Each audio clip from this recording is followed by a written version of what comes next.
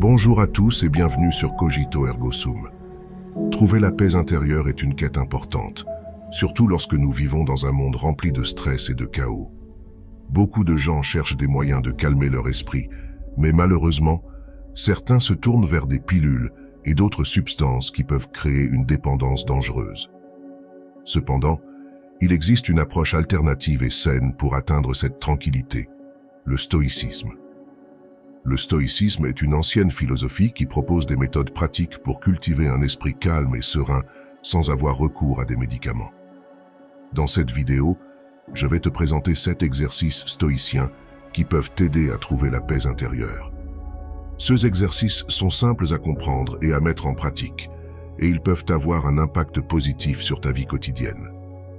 En adoptant les principes stoïciens, tu pourras apprendre à gérer tes émotions, à développer une attitude de gratitude, à accepter les choses que tu ne peux pas changer et à te concentrer sur ceux que tu peux contrôler.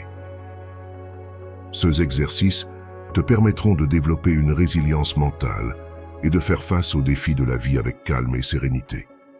Alors, si tu es prêt à découvrir ces précieux exercices stoïciens pour la paix intérieure, reste avec moi jusqu'à la fin et prépare-toi à transformer ta vie de manière positive. Numéro 1. Visualisation négative. L'optimisme, c'est quand on pense que tout va bien se passer et que tout sera positif dans notre vie. Mais parfois, on peut être déçu si les choses ne se passent pas comme prévu. C'est pourquoi certaines personnes commencent leur journée avec une attitude positive, mais finissent par être découragées par les difficultés de la vie. Les stoïciens ont une façon de faire face à ces difficultés. Ils utilisent une technique appelée la visualisation négative. Cela signifie qu'ils imaginent des situations désagréables et inconfortables dans leur esprit. Cela peut sembler étrange, mais en se préparant mentalement à ces situations, ils sont mieux préparés à y faire face. Par exemple, l'empereur romain Marc Aurèle, qui était un stoïcien, commençait chaque jour en se disant ceci: « Aujourd'hui je rencontrerai des obstacles, de l'ingratitude, de l'insolence, de la déloyauté, de la méchanceté, tous ces comportements étant le fait d'individus ignorants de ce qui est bon ou mauvais. » En visualisant la négativité avec une attitude d'acceptation, Marc Aurèle gérait ses attentes et protégeait son âme contre l'adversité. Malgré qu'il soit un grand empereur, malgré le respect qui lui sera accordé, malgré son pouvoir, n'a jamais négligé ce qu'est la nature humaine. Il sait qu'il allait rencontrer des obstacles et des comportements désagréables de la part des autres. En imaginant ces choses négatives avec une attitude d'acceptation, Marc Aurèle gérait ses attentes et protégeait son âme contre l'adversité. Numéro 2. Maîtrise de soi. Savoir se contrôler soi-même peut être très utile dans la vie. Cela nous aide à éviter les comportements addictifs, à réfléchir avant d'agir et à rester concentrés sur ce qui est vraiment important pour nous.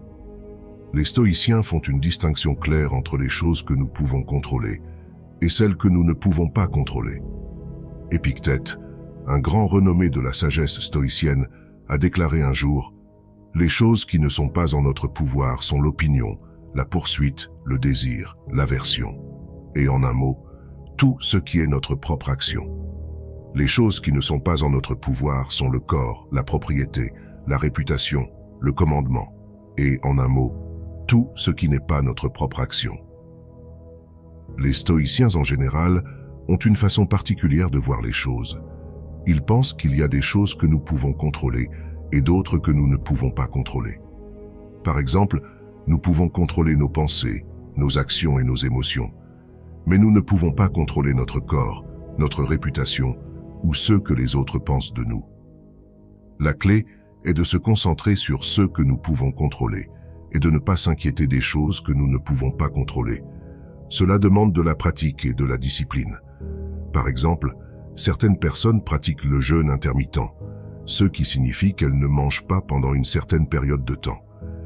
Cela les aide à se contrôler et à ne pas céder à leurs envies de manger tout le temps. Une autre façon de se contrôler est de mâcher sa nourriture un certain nombre de fois avant de l'avaler. Cela peut sembler facile, mais pour quelqu'un qui aime manger autant que moi, c'est en réalité très difficile. Cela demande de la volonté et de la maîtrise de soi.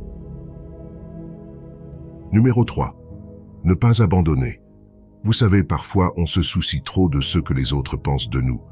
On a peur qu'ils nous jugent ou se moquent de nous. Mais en réalité, ce que les autres pensent de nous ne dépend pas de nous. Alors pourquoi s'en soucier?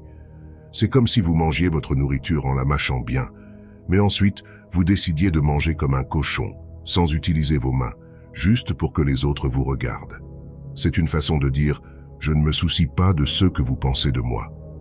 Bien sûr, ce n'est pas nécessaire de manger comme un cochon, mais c'est juste pour montrer que l'opinion des autres ne devrait pas vous affecter autant.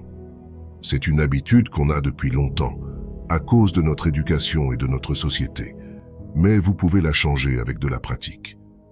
En vous mettant volontairement dans des situations où les gens pourraient vous juger négativement, vous réalisez que ça ne fait pas aussi mal qu'on l'imaginait.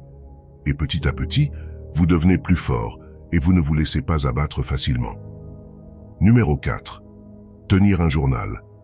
Vous savez, écrire vos pensées dans un journal est une pratique très utile. Les stoïciens, des philosophes célèbres, le faisaient aussi.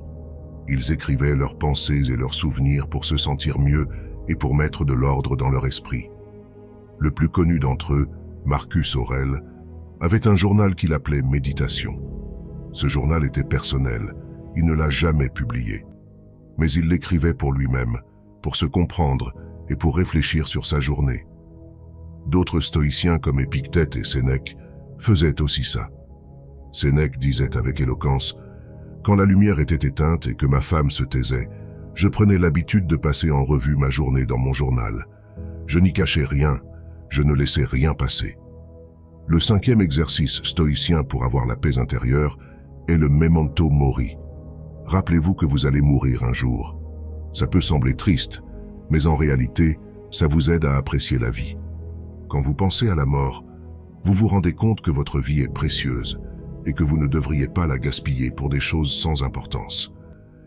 Ça vous rappelle aussi de vivre pleinement chaque jour, parce que demain, vous ne savez pas ce qui peut arriver. Mais penser à la mort ne devrait pas vous faire peur, ça devrait vous rendre reconnaissant pour la vie qui vous a été donnée. Comme le disait Sénèque, préparez votre esprit comme si vous étiez arrivé à la fin de votre vie. Ne remettez rien à plus tard. Faites le bilan de votre journée chaque jour. Celui qui fait le bilan de sa vie chaque jour n'est jamais à court de temps. Numéro 6. Vue d'en haut. Certaines personnes pensent que la Terre est plate, mais la plupart d'entre nous savent que c'est faux. La Terre est en réalité une petite planète dans notre système solaire. Et même dans notre système solaire, il y a des planètes beaucoup plus grandes que la Terre, comme Jupiter et Saturne. Et le Soleil, qui est une étoile, est encore plus grand que la Terre. Mais vous savez quoi? Notre système solaire n'est qu'un tout petit morceau de notre galaxie, la Voie lactée. Et la Voie lactée n'est qu'une parmi des milliards de galaxies dans l'univers. Quand vous réalisez à quel point vous êtes petit, toutes les petites choses qui vous embêtent dans la vie deviennent moins importantes. Ce collègue ennuyeux, cette belle-mère qui critique tout le temps, ou même ce conducteur qui vous coupe la route, tout ça devient insignifiant quand vous voyez les choses d'un point de vue cosmique. Même les guerres, les catastrophes naturelles et les tragédies deviennent moins importantes quand vous vous rendez compte de l'immensité de l'univers.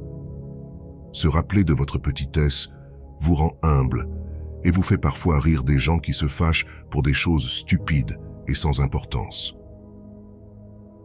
Numéro 7 pour terminer. Appliquez Amor Fati dans tous les domaines de votre vie. Amor Fati est une idée qui nous aide à ne pas nous inquiéter de l'avenir et à accepter ce qui se passe dans nos vies. Quand nous nous inquiétons, cela signifie que nous sommes préoccupés par un certain résultat. Nous voulons que les choses se passent d'une certaine manière et nous avons peur que cela se passe différemment. Cette inquiétude crée de l'anxiété en nous. Mais les stoïciens, ces philosophes antiques, ont une solution simple pour cela. L'amor fati. C'est une expression latine qui signifie « aimer le destin ». Cela signifie que peu importe ce qui se passe dans notre vie, tant que nous acceptons le résultat, nous irons bien.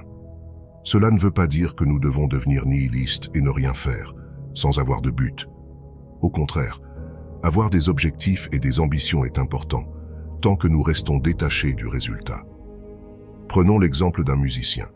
Il s'entraîne dur et écrit la meilleure musique possible, mais il reste détaché du résultat. Cela signifie qu'il ne se soucie pas de savoir si sa musique sera un succès ou non. Au lieu de cela, il se concentre sur le moment présent, sur le fait de créer de la musique et de s'amuser en le faisant. Cela l'éloigne de l'inquiétude face à des résultats indésirables. J'applique également l'amor fati dans ma vie en créant cette chaîne YouTube. Je fais de mon mieux pour créer du contenu intéressant, mais je ne m'inquiète pas de savoir si cela sera populaire ou non. Je me concentre sur le processus de création et je suis ouvert à ce que l'avenir apporte. Quoi qu'il arrive, je l'accepte et je l'embrasse. En passant les amis, si nos contenus vous intéressent, n'oubliez pas de les liker et de vous abonner. À la prochaine.